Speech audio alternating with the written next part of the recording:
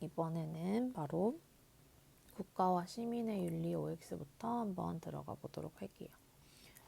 우선 여기 OX 첫 번째 부분을 보면 민본주의와 민주주의를 구분할 수 있어야 되는데, 민본주의는 백성이 근본이 된다는 거고, 민주주의는 주권이 누구에게 있다? 백성들, 혹은 다른 표현으로 이제 시민에게 있다라는 거죠. 국민에게 있다. 민본주의 입장에서 국가 권력은 국민의 자발적 동의와는 관계없죠. 민주주의와 민본주의 입장에서는 공통점으로 국가 권력은 국가가 국민의 뜻을 존중하고 따름으로써 정당화된다고 본다. 이건 맞는 내용이겠죠. 국가 권력은 어쨌든 국가가 국민의 뜻을 존중하고 따른다. 국민을 위해서 한다라는 거고요. 사회개혁론 입장에서는 국가는 자연 발생이 아니죠. 자기들이 만들어낸 겁니다. 인위적인 거죠. 사회개혁론 입장에서는 인간이 지닌 자연권은 양도될 수 있다라고 본다. 어때요? 맞죠?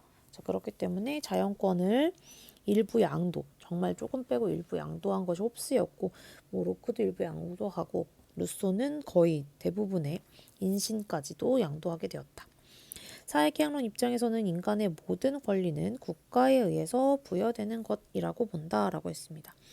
인간의 모든 권리가 국가에서 부여되는 것이 아니라 기본적인 자연권은 우리가 가지고 있는 거예요. 국가가 주는 것이 아니라. 사회개혁론 입장에서 국가는 개인의 생명과 이익을 보장할 때 정당화될 수 있다. 그게 국가를 만든 목적이죠. 아리스토텔레스는 국가는 인간의 본성에 존재하는 자족적 공동체. 이건 이 문장을 알아두시면 좋겠고요. 로크는 개인의 생명과 재산을 보호하기 위한 인위적인 수단, 국가는 수단이다. 맞죠? 아리스토텔레스는 국가에 대한 의무는 구성원들의 동의에 의해서 발생한다. 아니죠. 여기는 동의가 아니라 자발적이라보다 자연적으로, 자연 발생적으로 나온다라고 얘기했고요. 로크는 국가의 구성원인 사람들만이 자연권적인 기본권을 지닌다. 자연권적인 기본권 누구나 가지고 있는 거죠. 로크는 국가는 이기적인 본성을 지닌 사람들이 아니었죠. 여기는 백지설을 얘기했고요. 묵자는 군주는 백성과 상호 이익을 나누어야 한다. 이 묵자 같은 경우에는 상호 이익, 바로 교상리를 주장합니다.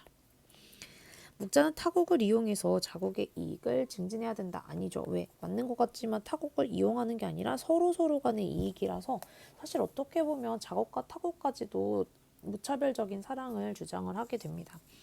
한비자는 군주는 백성이 선한 본성을 발휘하는 게 아니죠. 이미 본성은 악하고 본성을 이용하자라고 얘기했습니다. 홉스는 선한 존재 아니고요. 홉스는 상호 승인에 의해서 형성된 국가는 영구적으로 지속되어야 한다고 본다. 뭐 굳이 영구적으로 지속되어야 된다 아니죠.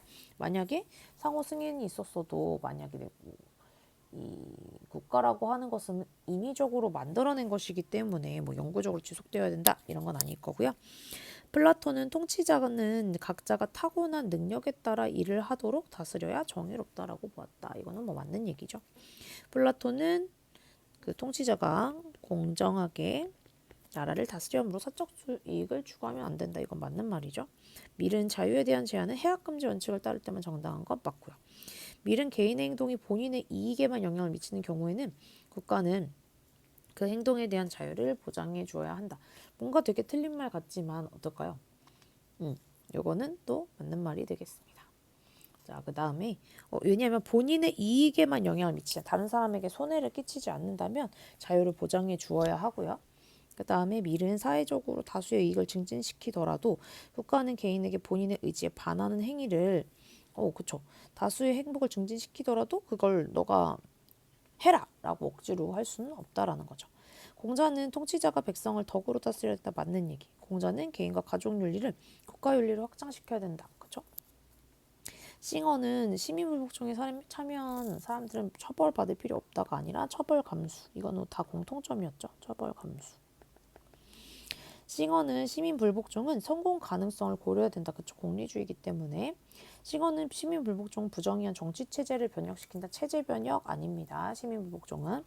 싱어는 시민불복종은 다수의 정의가 따른 것일 때만 아니죠. 다수의 정의관에 따르더라도 불복종할 수 있어요.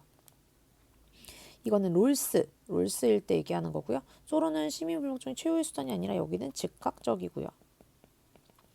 개인의 양심이 준법의 의미보다 우선합니다.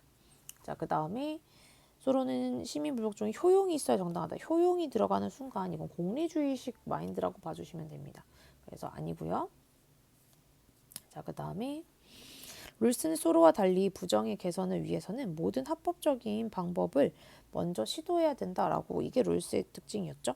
룰스는 시민 불복종의 목적은 약자의 이익을 증진시키기 위한 것, 그냥 그 이익을 증진하기 위한 것이 아니라 잘못된 법을 바로잡는 거죠. 그 다음에 싱어는 다수의 정의관에 부합하는 시민 불복종 만이가 아니라고 했습니다. 이게 만이 아니고 다수의 정의관에 부합하더라도 또 다른 부분들도 고려가 된다라고 봤어요.